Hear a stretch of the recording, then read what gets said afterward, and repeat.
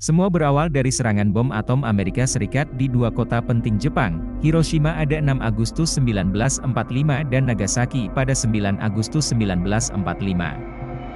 Dua kota itu luluh lantak dan itu membuat pemerintah Jepang melihat bahwa mereka tidak bisa lagi menghindari kekalahan dari sekutu. Menyerah tanpa syarat sendiri berarti penyerahan di mana tidak ada jaminan apapun yang diberikan kepada pihak yang menyerah.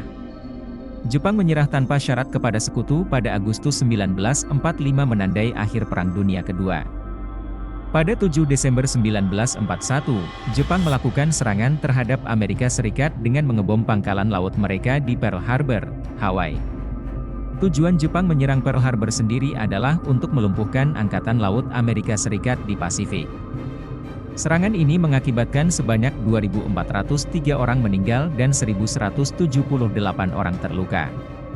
Sebagai bentuk respon atas pengeboman Pearl Harbor, pada tanggal 8 Desember 1941, Kongres Amerika Serikat menyatakan perang terhadap Jepang.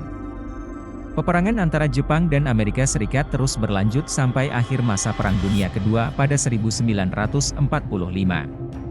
Dalam kurun waktu 4 tahun, Amerika Serikat secara intens telah membakar 67 kota di Jepang.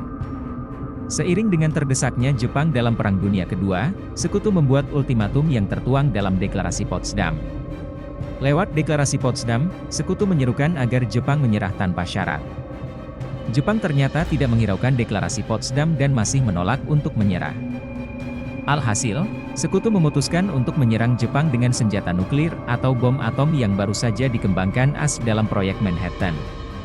Pada 6 Agustus 1945, bom yang disebut Little Boy dijatuhkan di kota Hiroshima. Sekitar 70.000 hingga 80.000 penduduk Hiroshima tewas dalam peristiwa itu.